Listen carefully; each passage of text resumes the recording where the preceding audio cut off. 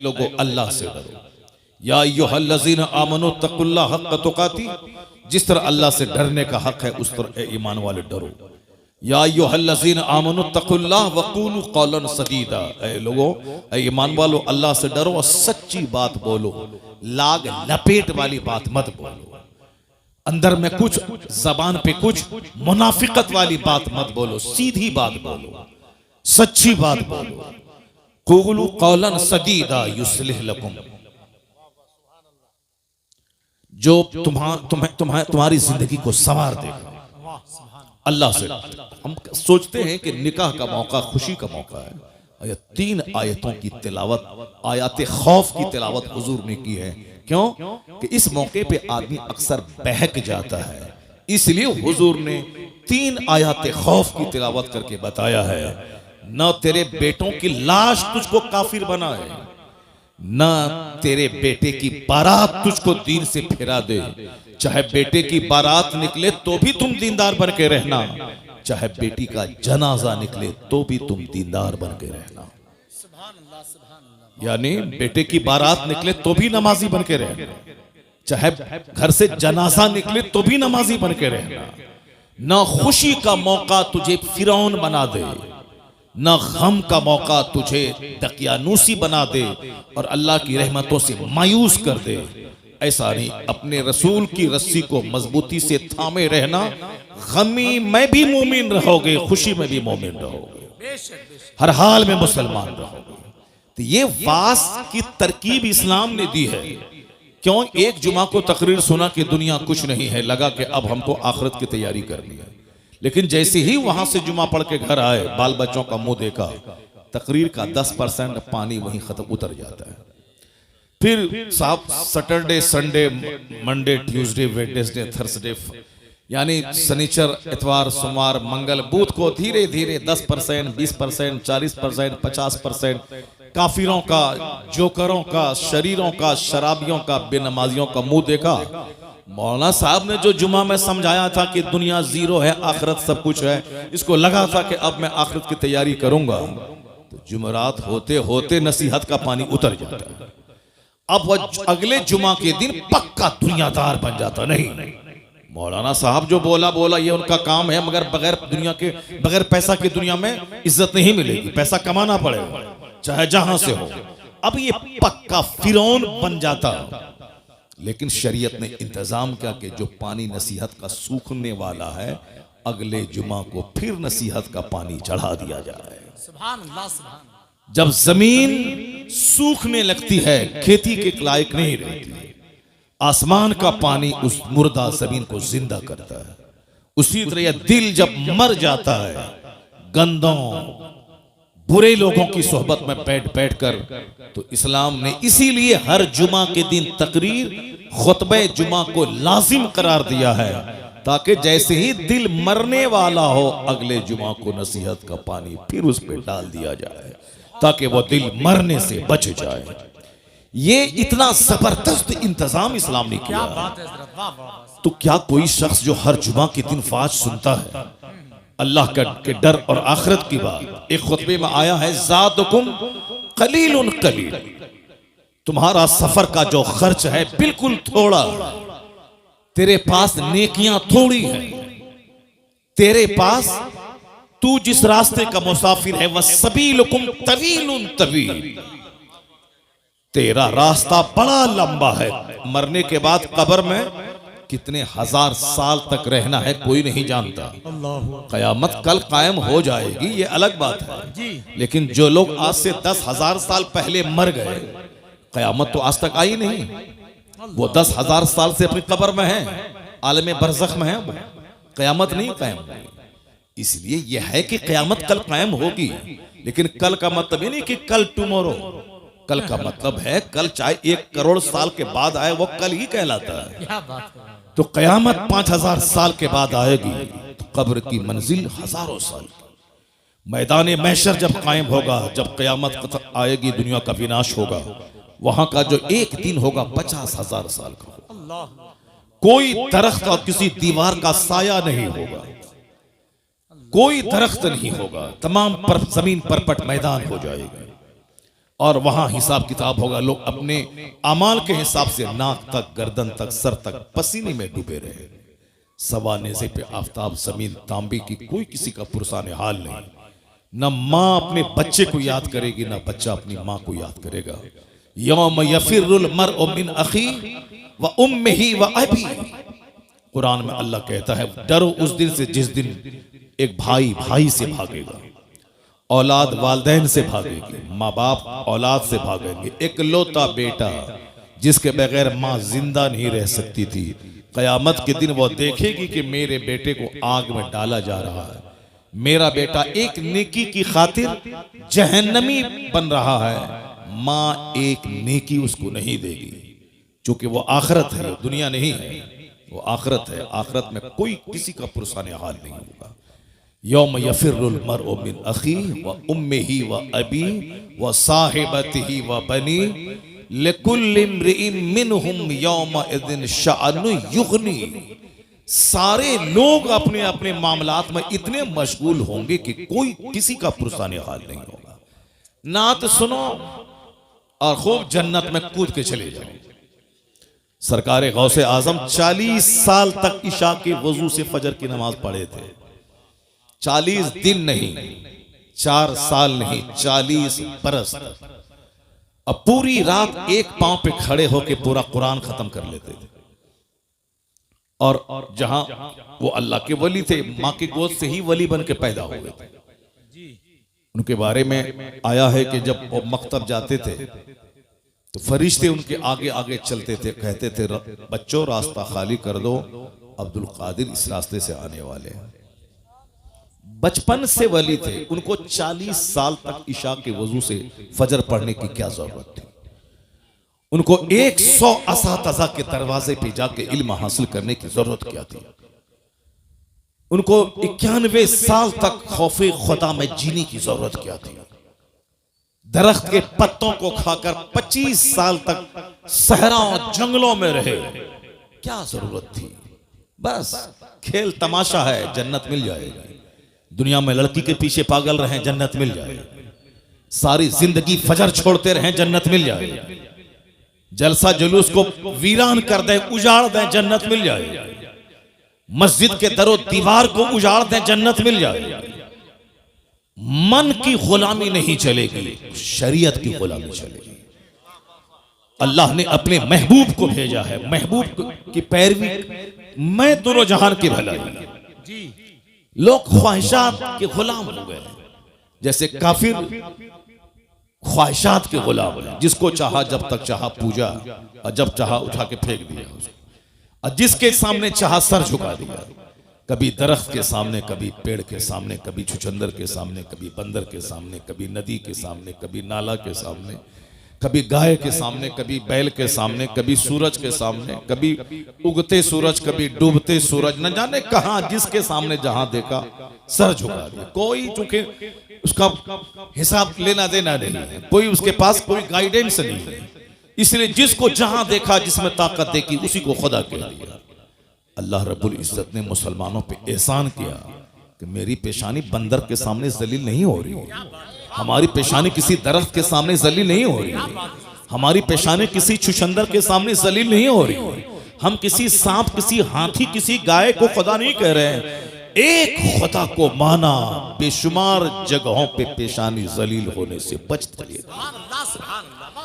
ये इस्लाम लाने का सबसे बड़ा बेनिफिट यही है कि कहो ला इलाहा इल्लल्लाह, there is no any god but अल्लाह।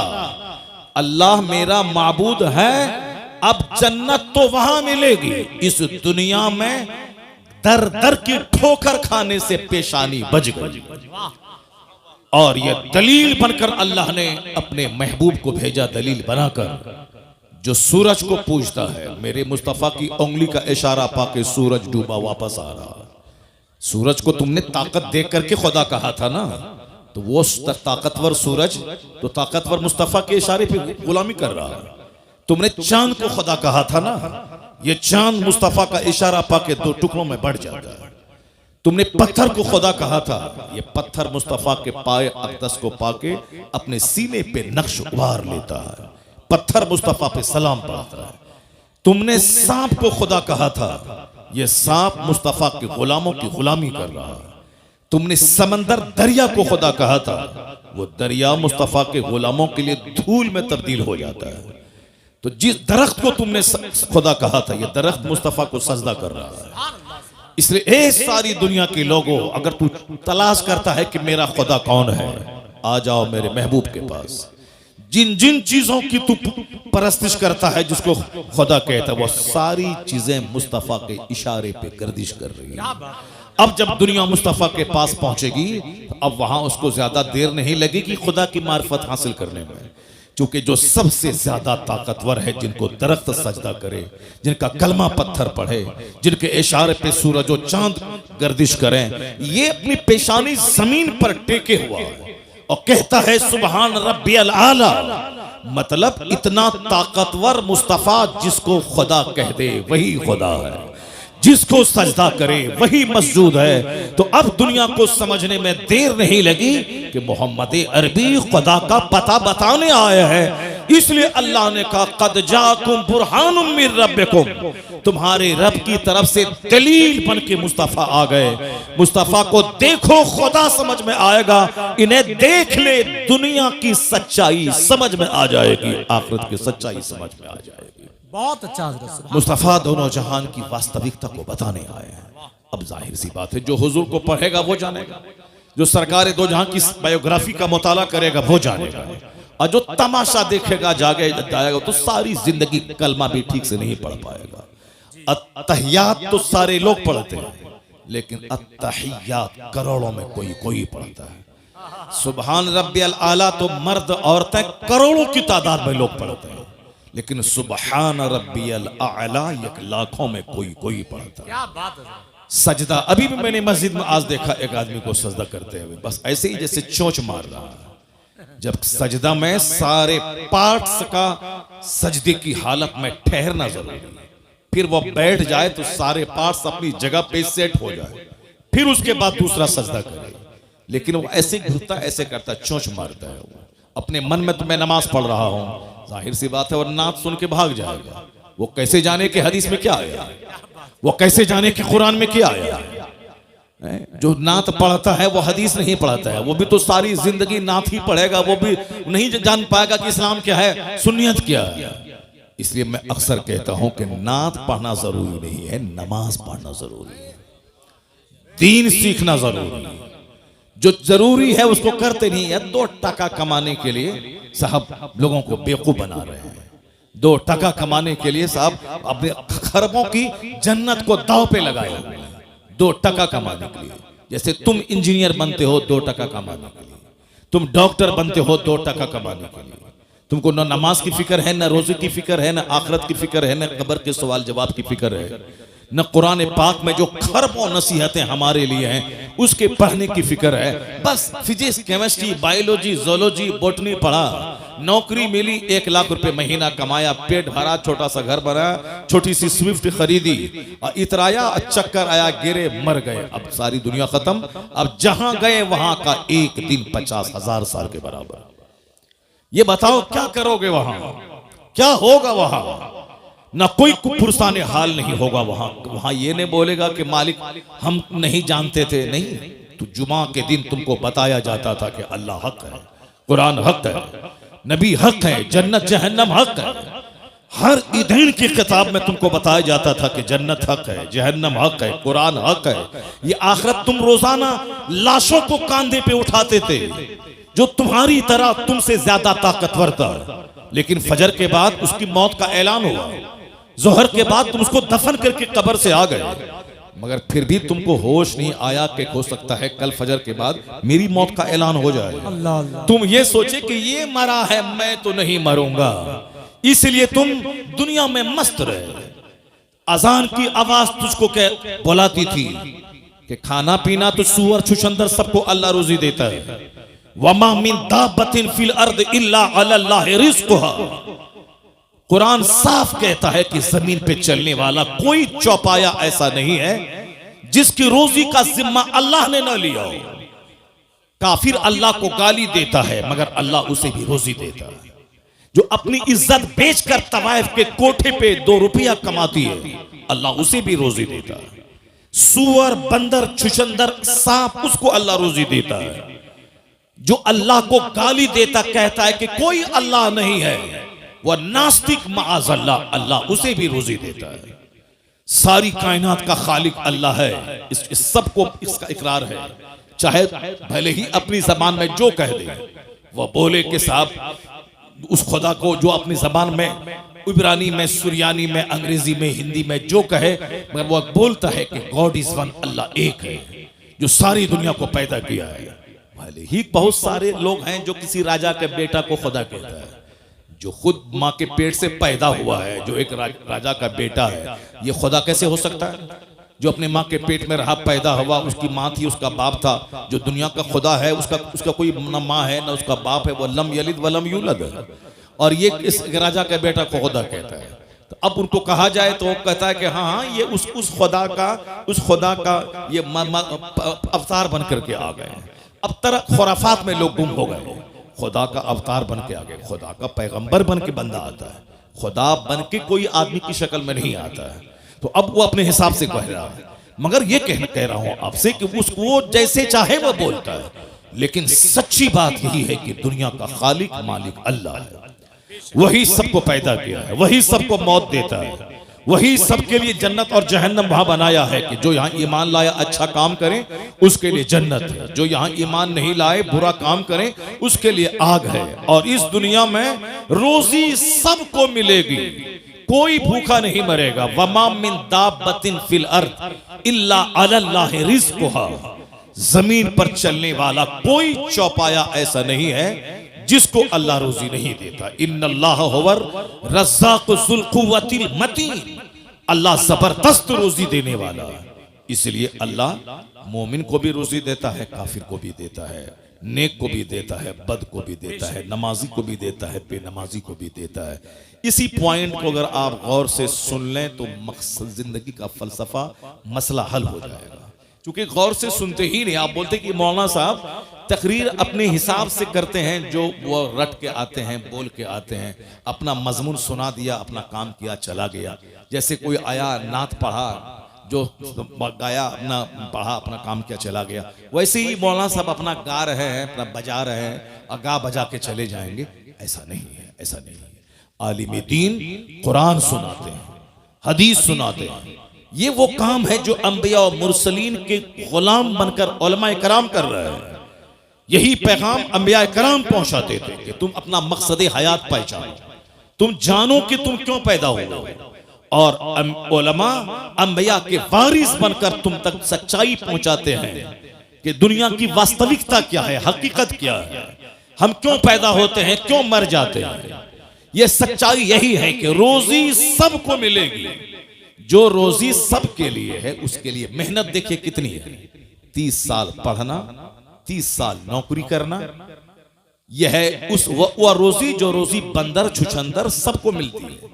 उसके 30 साल पढ़ना, 2-4-5 साल कंपटीशन फेस करना, मारे मारे फिरना, सऊदी अरब जाना, अमेरिका जाना, 2 टका कमाना, घर बनाना, खाना, शादी ब्याह करना, 2 बच्चा पैदा करना, उसके बाद मर जाना।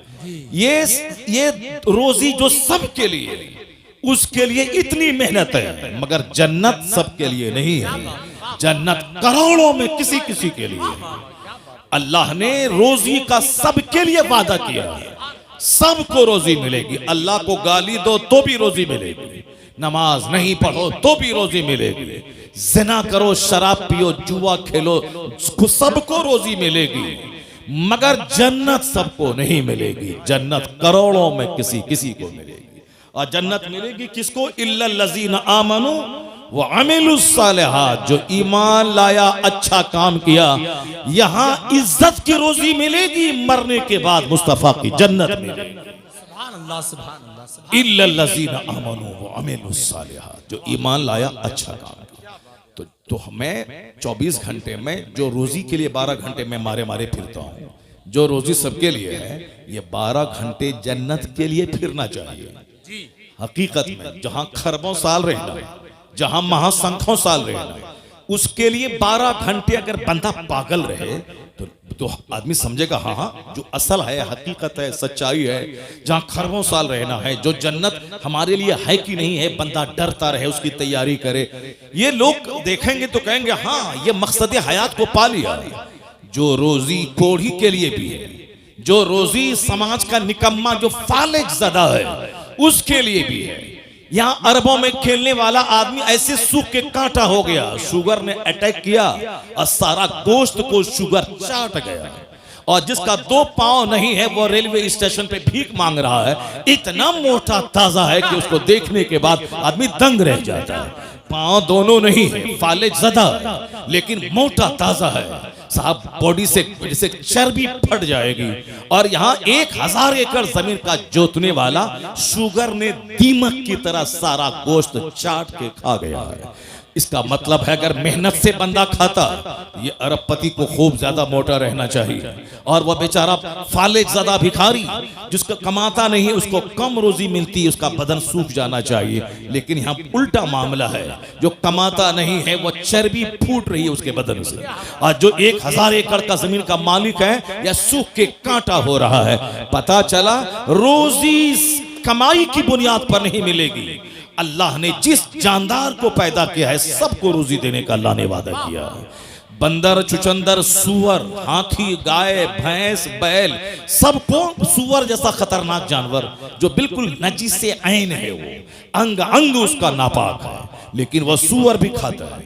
कुत्ता, जिसको कुत्ता कह करके लोग उद्धृत करते हैं, ये कुत्ता है, वो कुत्ता को भी रोजी मिलती है। मछली, जो व्हील मछली जो रोजाना की खुराक उसकी मनों में है, वो समंदर में छोटी छोटी मछलियां अल्लाह ने इतनी पैदा कर दी ताकि बड़ी मछली छोटी मछली को खा के जिंदा रहे। सांप नाबीना, जो दरख्त की सबसे ऊंची टहनी में लिपटा हुआ रहता है, अल्लाह परिंदों के जरिए उसके मुंह में रोजी डाल देता है।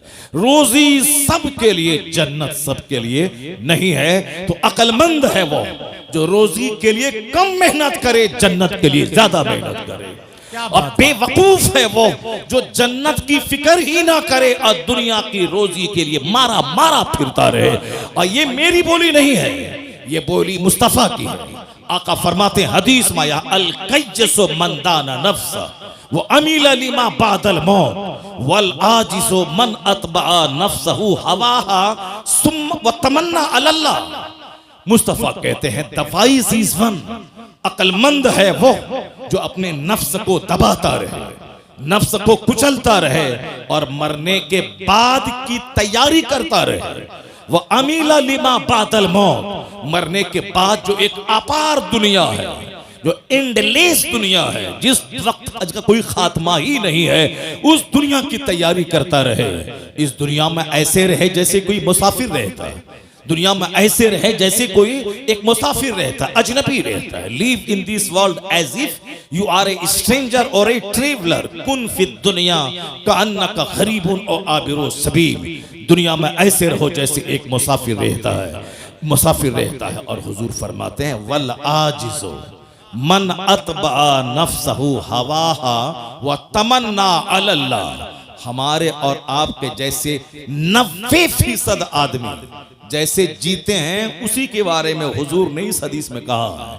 सरकार क्या फरमाते हैं, वल आजिज़, बेवकूफ है वो, अहमक है वो कौन, मन अतबा नफ्सहु हवाहा, जो ख्वाहिशात नफ्स की पैरवी करे, जो अपने नफ्स की ख्वाहिशात, ये खाओ ठीक है, ये चाउमीन खाओ, बर्गर खाओ, ताड़ी पियो, शराब पियो, बराबर मोबाइल चलाओ, ये खाओ वो खाओ, जो खाओ सब खाओ, नमाज साहब शराब पियो, सूद खाओ, जुआ खेलो, मस्ती करो, अपनी खूबसूरत बीवी को छोड़कर किसी साहब दलित की किसी काली कलोटी साहब डाइन औरत के पीछे पागल हो जाओ, अपनी खूबसूरत बीवी को छोड़ करके ज़िना के लिए सब साहब मुसहरों और गरीबों के मोहल्ले में जाके उनकी बहू बेटी को सूंघते रहो।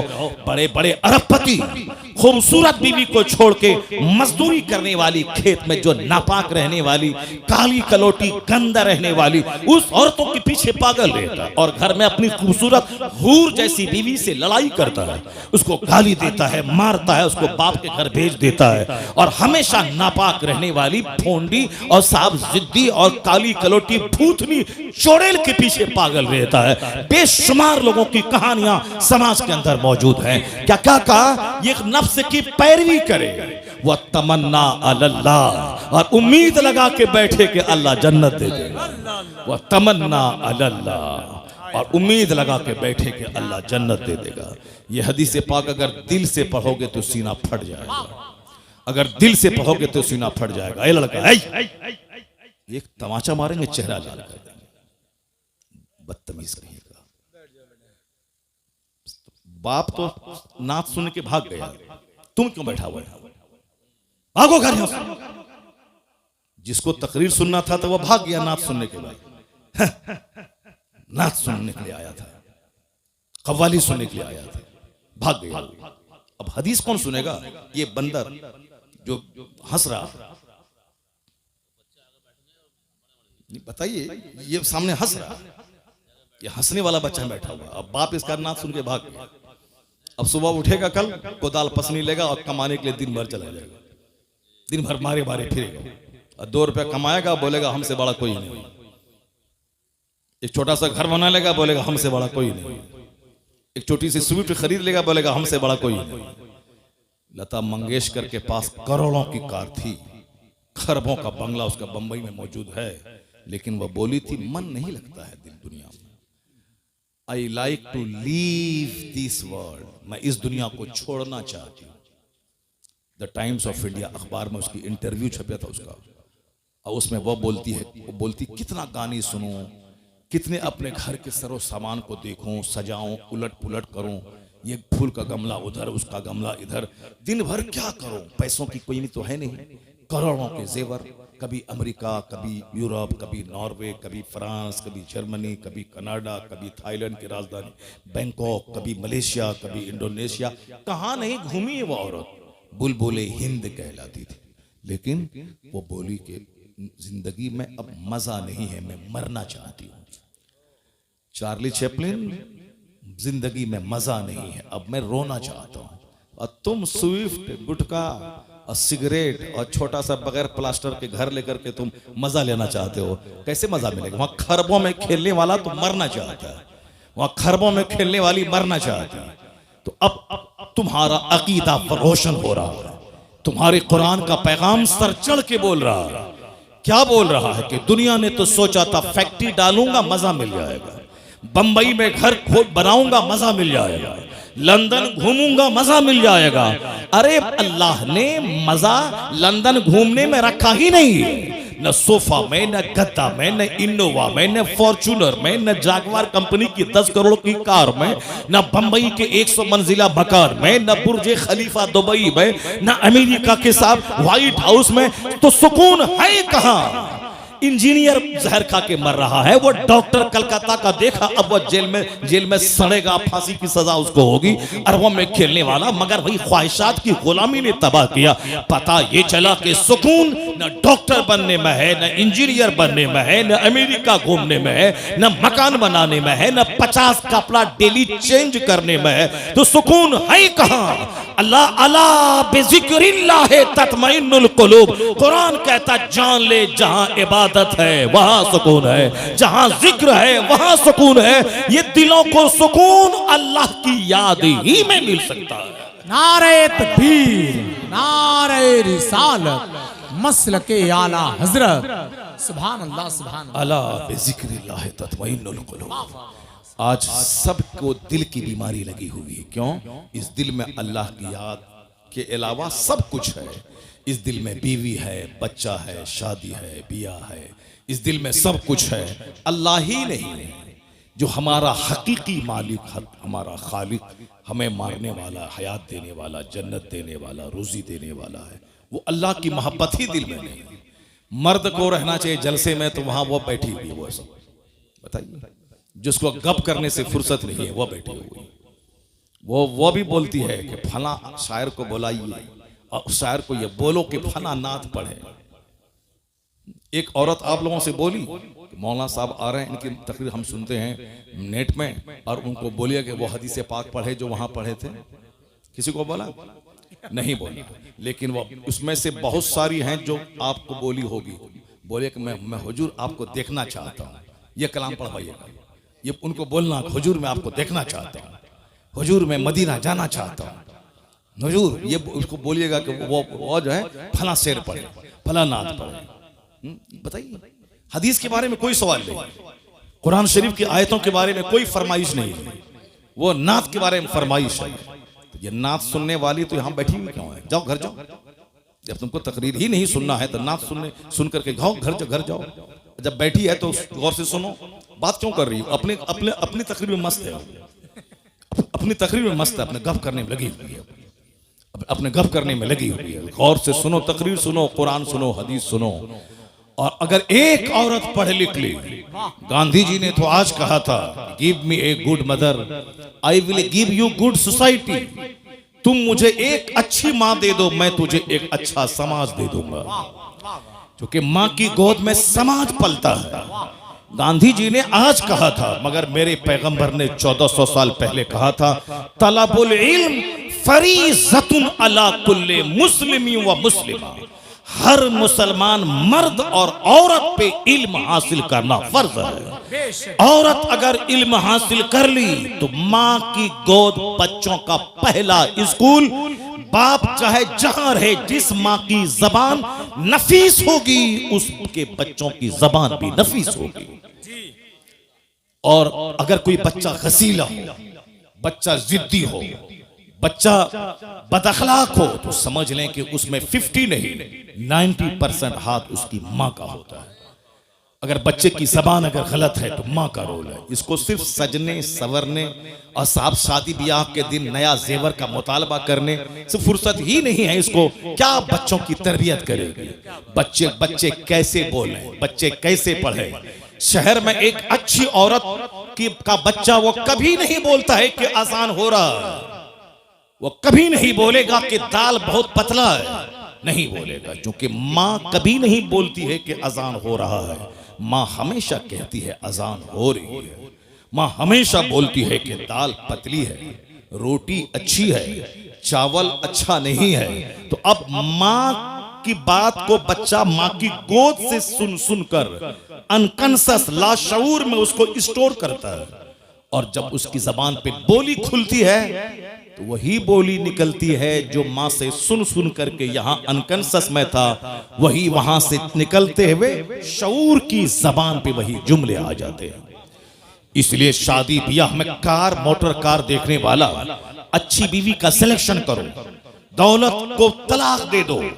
सिर्फ अच्छी औरत चाहिए जिसकी जबान अच्छी, जिसका अखलाक अच्छा हो, जिसका किरदार अच्छा हो, जिसका वेशभूषा अच्छा हो, जो अपनी जिंदगी को 10 मर्दों की गोद में झुलाने वाली ना हो, जो अपनी जीवन अपनी जिंदगी की सुरक्षा करने वाली हो, जिनका आंख शौहर की अमानत, जिसकी जबान शौहर की अमानत, जिसका जिस्म शौहर की अमानत, और अपने बच्चों को पालने की खातिर अपनी जिंदगी की हिफाजत करे। अगर दागदार जमीन होगी कभी अच्छी फसल नहीं पैदा होगी, और जो जमीन जरखेज होगी जबरदस्त फसल पैदा करेगी।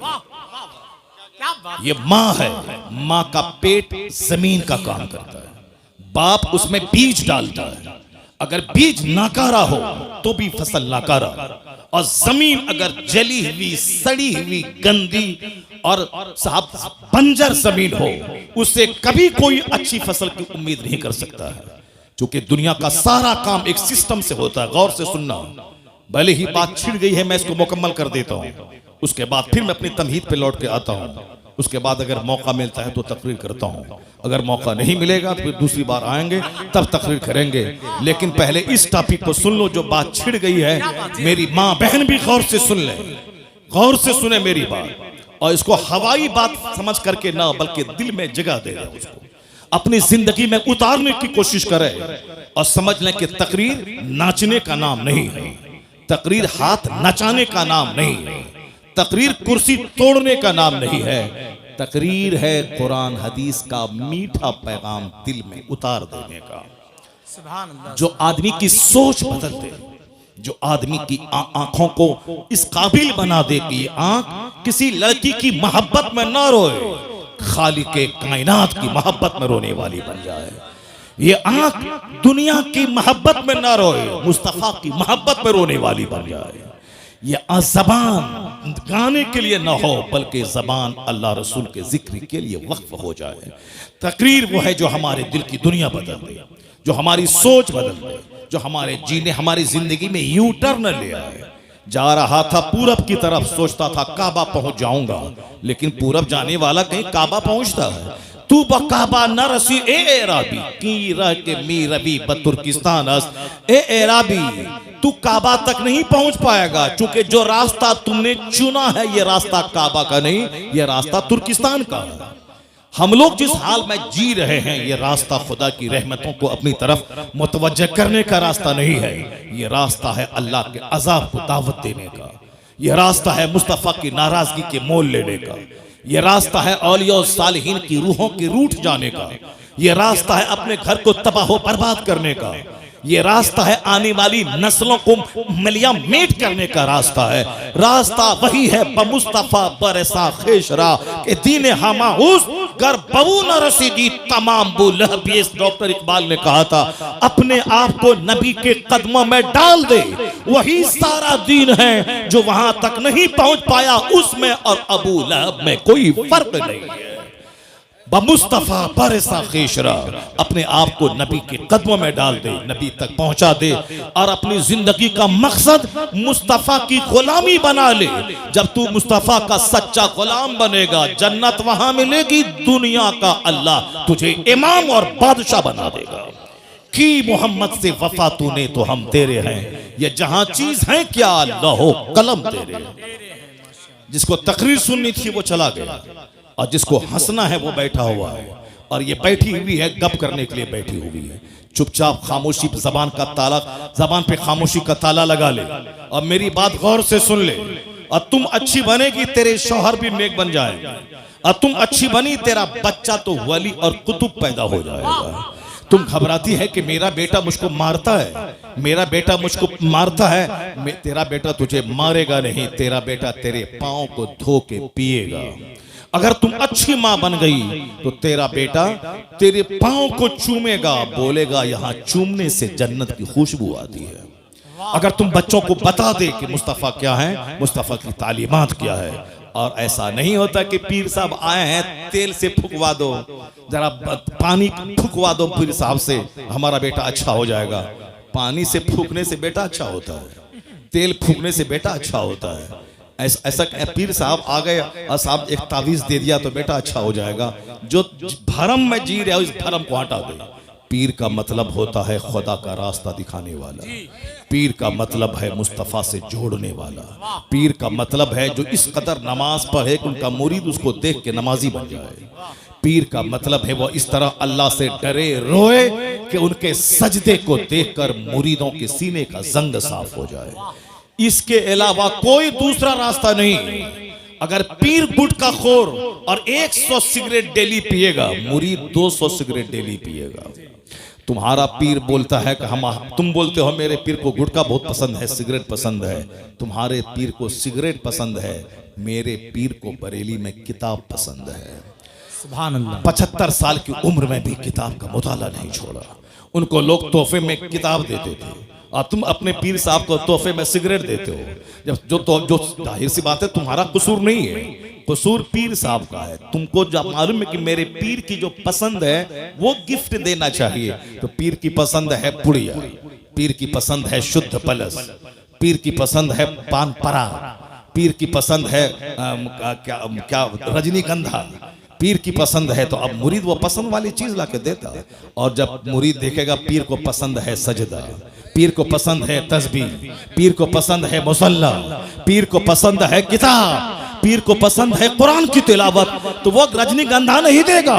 मुरीद तस्बीह, मुसल्ला, कुरान पाक, मुसहफ लेके पीर को तोहफा पेश करेगा। मेरा मुर्शिद खुश हो जाएगा कुरान पाक की तिलावत से। मेरा मुर्शिद एक बरेली में था, बुढ़ापे में भी किताबों का मुताला नहीं छोड़ता था। जब भी देखा किताब पढ़ता देखा, जब भी देखा वाजू नसीहत करता देखा, जब भी देखा अम्र बिल मारूफ करता देखा। अमेरिका में रहे वही दीन की फिक्र, बरेली में रहे वही दीन की फिक्र, बस मुरीदों के बीच रहे वही दीन की फिक्र, तन्हाई में रहे तो जबान पे जिक्र और दुरूद जारी है। वह कौन था? 10 करोड़ मुरीदों का मुर्शिद बरहक, अपने वक्त का कुतुब अब्दाल अख्तर रजा का अज़हरी ताजु शरीयत। जब भी देखा मुताला करता देखा, जब भी देखा फतवे का जवाब देता देखा, जब भी देखा मुफ्तियों की झुरमुट में देखा। एक पीर साहब है उस इलाके में, गोंडों की झुरमुट में रहता है, गोंडों की झुरमुट में रहता है। ये लुच्चा, ये लफंगा, ये बरोकर, ये दलाल, ये साहब लठेत, ये मारधाड़ करने वाला, ये चोर, ये ममाली, ये बदमाश, ये साहब बदमाशी का रैकेट चलाने वाला। और लोग बताए दादा पीर साहब को आंख मत दिखाना, उनके इर्द गिर्द जो लोग हैं वह सब बड़े पहुंचे हुए लोग हैं, यानी सब जहन्नम पहुंचे हुए, गुंडे, मर्डरर, हत्यारा, कोई जादव, कोई अंसारी, कोई बाहुबली, ये सारे लोग हैं। जाहिर सी बात है जैसा पीर होगा, जिन लोगों की झुरमुट में रहेगा उसका दिल भी वैसा होगा जो मुफ्तियों की झुरमुट में रहेगा, जो आलिमों की झुरमुट में रहेगा, जो वलियों की झुरमुट में रहेगा, जो अख्ताब की झुरमुट में रहेगा, जो खुद कुतुब होगा वो अख्ताब की झुरमुट में रहेगा। हुजूर सदरुल अफाजिल कभी गोंडा मवाली के साथ नहीं रहे, उनका दोस्त सदरुल शरिया था, उनका दोस्त मलिकुल उलमा था, उनके दोस्त उनके साहबजादे जो आलिम थे वो थे, उनके अहबाब का एक बड़ा तबका था, अदीबों का, शायरों का, फकीहों का, मुतब्बिरों का। यही वजह है जो जैसा होता है उसका दोस्त वैसा होता है, और बंदा दोस्त के दीन पर होता है। इसलिए हुजूर ने कहा था 1400 साल पहले, अर्रजुलु अला दीन खलीली फलयंजुर अहदुकुम मैं युखालिल। आदमी अपने दोस्त के दीन पर होता है तो दोस्ती करने से पहले देख लेना कि तेरा दोस्त कैसा है। अगर दीनदार हुआ तो तुझे दीनदार बना देगा, अगर बेदीन हुआ तो तेरा दीन लूट के खा जाएगा। क्या बात। अर्रजुलु अला दीन Khalili, a man is on the religion of his friend, so watch to whom you befriend। आदमी अपने दोस्त के दीन पर होता है। वाच, देख लो कि तुम किससे दोस्ती कर रहे हो। वो चोर है, चोर बना देगा, बदअकीदा है, बदअकीदा बना देगा, वो ज़िनाकार है, तुझे ज़ानी बना देगा। अगर तेरा दोस्त अल्लाह से डरने वाला नमाजी है तो तुझे नमाजी बना देगा, मुत्तकी बना देगा। अर्रजुलु अला दीन खलीली फलयंजुर अहदुकुम मैं युखालिल।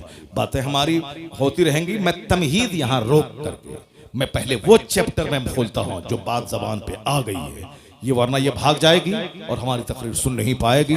और इसलिए चुपचाप रहो और तकरीर मेरी गौर से सुनो, और जहां तक मेरी आवाज पहुंच रही, मेरी सारी माँ, सारी बहन, सारी बेटियां वह गौर से इस चैप्टर को सुने। अक्सर व बेशतर मैं इस चैप्टर को रिपीट करता हूं। मैं खिताबत इसलिए नहीं करता हूं कि 100 तकरीर 100 टॉपिक पे हो, नहीं, मैं सिर्फ एक टॉपिक पे तकरीर करना चाहता हूं कि हर महफिल में अगर 5 बंदा जन्नती बन जाए तो मेरा पसीना बहाने की मेहनत वसूल हो जाए। माशाअल्लाह। इसलिए मेरी तमन्ना इस पे रहती। मैं नहीं समझता कि साहब मेरी हर तकरीर में बाज जुमले, बाज हदीस का रिपीटेशन होता है, उससे कोई बहस नहीं।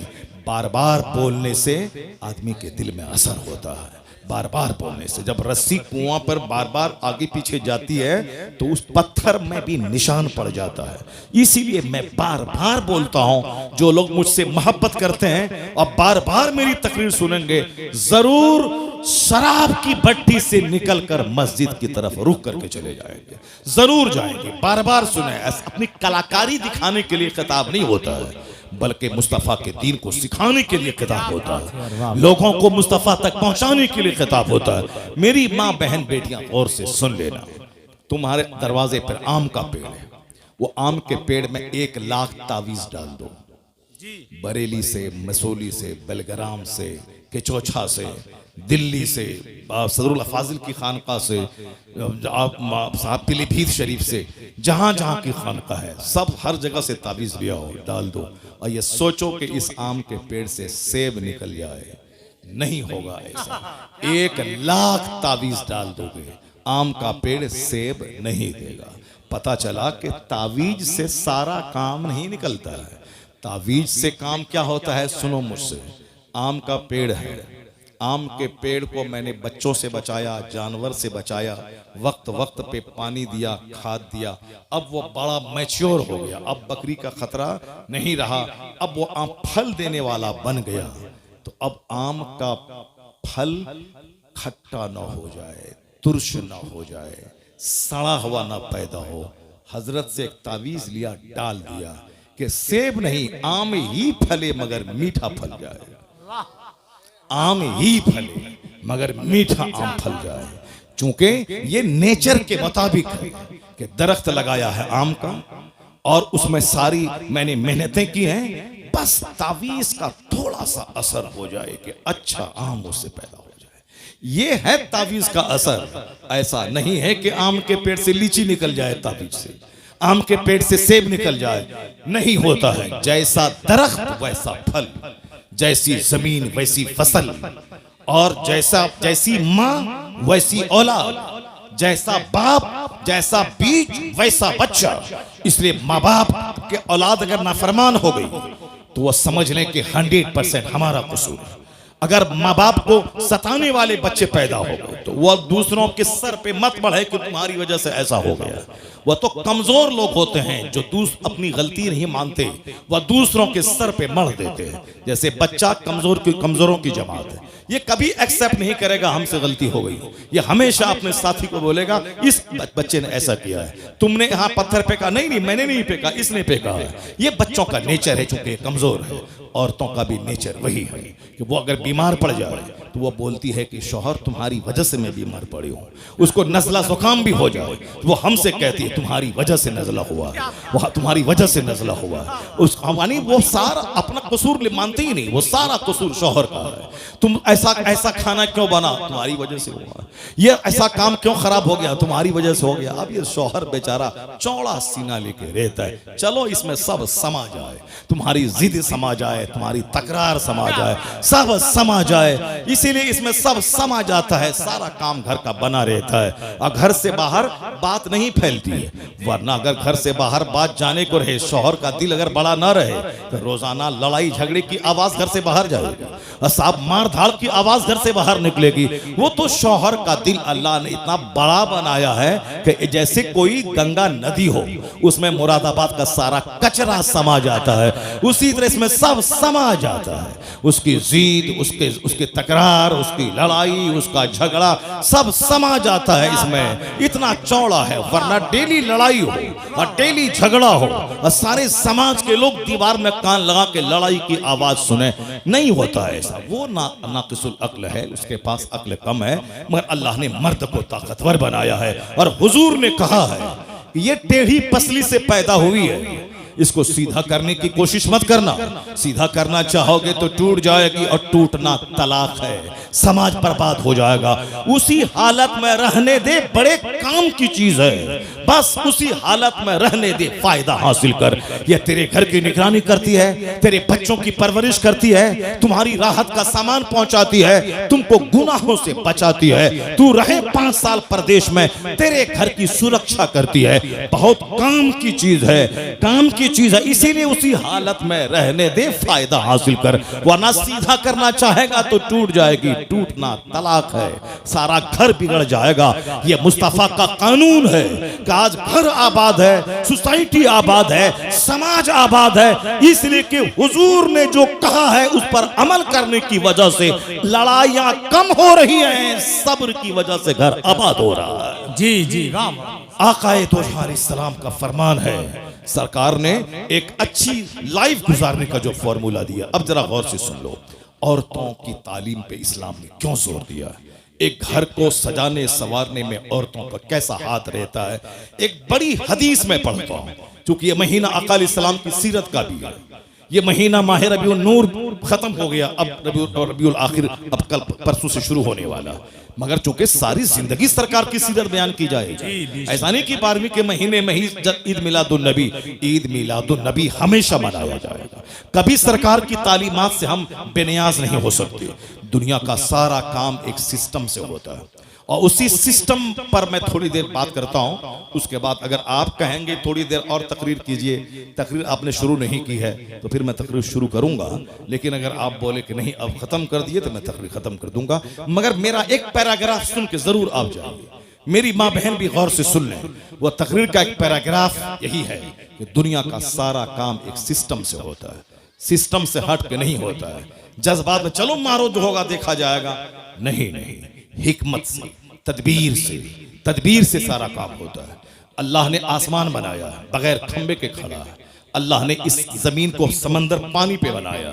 ये जमीन में को करार हो उसके लिए अल्लाह ने पहाड़ का खूंटा बनाया ताकि जमीन हिले नहीं, एक सिस्टम है। अल्लाह ने सूरज बनाया ताकि सारी जमीन रोशन हो। अल्लाह ने रात में सूरज के छुपाने के बाद चांद दिया है ताकि लोगों का वहशत से सीना फट न जाए। ये सारा एक सिस्टम है। अल्लाह ने हमारे ऑक्सीजन के लिए दरख्त को पैदा किया, ये सिस्टम का हिस्सा है। अल्लाह ने हमारे लिए रोटी और चावल दिया है। अल्लाह ने हमारे लिए वेजिटेबल्स पैदा किया है। मगर हमारे जिस्म को गोश्त भी चाहिए, इसीलिए अल्लाह ने परिंदों को पैदा किया है। अल्लाह ने जानवरों को पैदा किया। ये मुर्ग हमारे लिए, ये परिंदे हमारे लिए, ताकि सब्जी ही नहीं तुम्हें गोश्त भी खाना है और गोश्त ही से काम नहीं चलेगा, तुम्हें मछली भी खाना है।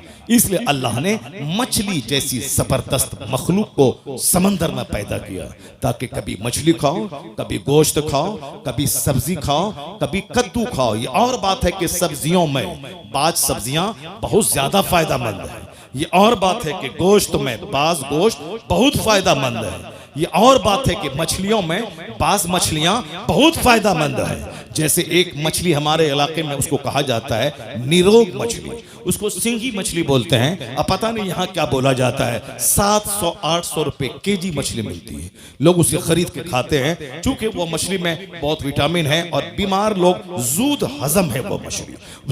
कद्दू सब्जियों में सबसे सुपीरियर सब्जी है कद्दू। कद्दू बहुत जल्द हजम हो जाने वाले सब्जी और यह सरकार की पसंद भी है और सर्दी के लिए भी मुफीद है, गर्मी के लिए भी मुफीद है, हर मौसम के लिए मुफीद है। कद्दू जिसको आप लौकी कहते हैं, वह सब्जी बहुत जबरदस्त, उसका कोई जवाब नहीं है। अपने घर में उसको आदतन इस्तेमाल करें, जो सब सस्ती भी है और जबरदस्त भी है। उसके साथ जिसको भी मिक्स कर दें सब में लाजवाब काम करता है वो। जैसे उसमें मछली में डाल दें तो भी सुपीरियर है, गोश्त में डाल दें तो जबरदस्त है, और साथ उसमें चना का दाल डाल दें तो भी जबरदस्त है। यानी ये कद्दू लाजवाब, क्योंकि मुस्तफ़ा की पसंद है और जो मुस्तफ़ा की पसंद है वो लाजवाब पसंद है। यही वजह है कि आज मैं जिस दिन मेरे घर में कद्दू की लौकी की तरकारी बनती है बहुत खुश होता हूँ। मेरी वाइफ को मालूम है कि हजरत को बहुत पसंद है, तो चना का दाल और कद्दू ये मुझे बचपन से शुरू से बहुत पसंद है, शुरू से पसंद है और बहुत जबरदस्त है वो मेरे घर में। और फिर वो खीर भी मुझको बहुत पसंद है।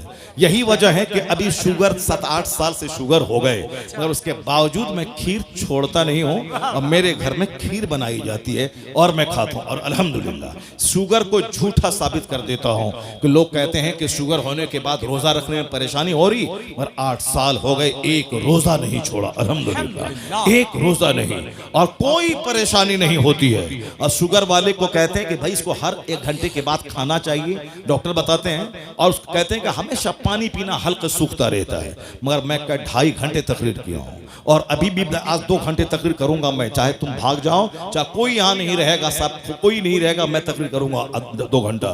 तो सब लोग भाग जाए, 2 घंटा से कम मैं नहीं बोलूंगा। डेली बोलता हूँ 2 घंटे 2.5 घंटे, मगर जरा बराबर कोई बता दे कि साहब मैं 1 गिलास पानी पिया हूँ, कोई बता दे कि कल मैंने पानी मांगा था।